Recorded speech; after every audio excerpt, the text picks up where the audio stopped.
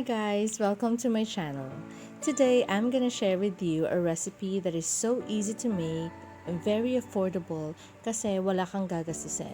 Kung meron man siguro mga 20 pesos the most lang kasi you just have to use whatever you have available in your pantry or whatever you have in stock. Healthy naman siya kasi ito yung scrap ng fruits and vegetable shake na ginawa ko. Itatapon ko na sana siya pero since nangihinayang ako, kaya ang ginawa ko, nag-check ako sa YouTube kung merong mga similar videos or kung merong mga related videos sa recipe na to. Pero unfortunately, wala.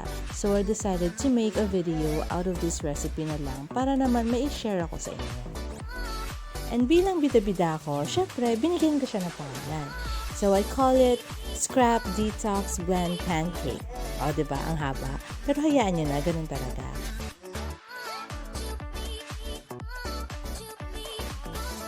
So, here are the ingredients that we need for the Scrap Detox Blend Pancake recipe.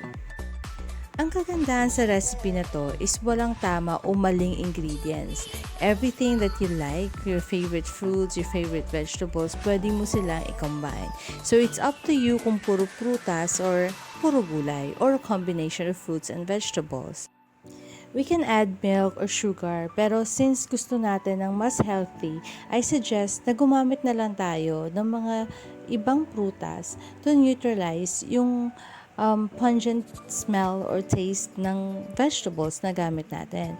Like for example, yung ripe mangoes, bananas, apples, pears, they have natural sugar na pwede natin gamitin as sweetener.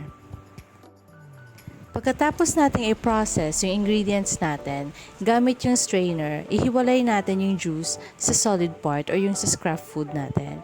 And then after that, after natin ma-extract lahat ng juice doon, ilagay natin yung solid part sa bowl para sa pancake batter. Maglagay ng 1/3 cup and 1 tablespoon of flour. Maglagay din ng isang itlog.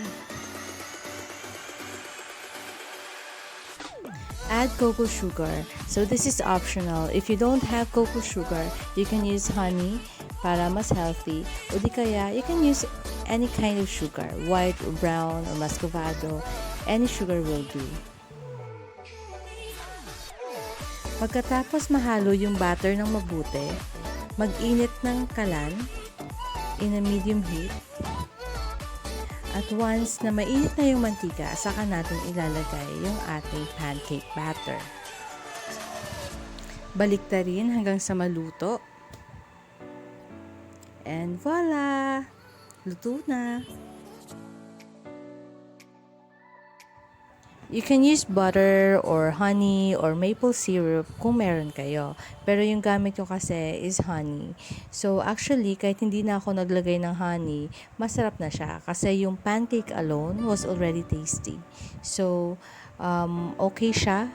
Masarap siya. Actually, naubos ko siya in one sitting. At saka, syempre, masaya ako. So, ito na ang ating Scrap Detox Blend Pancake na sobrang mura, sobrang masarap, at syempre masustansya pa.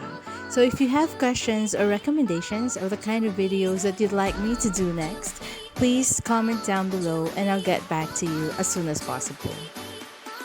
Thank you for watching. If you find this video helpful and interesting, please don't forget to like, share, subscribe, and hit the notification bell for future contents. Thank you for your time and God bless. Bye.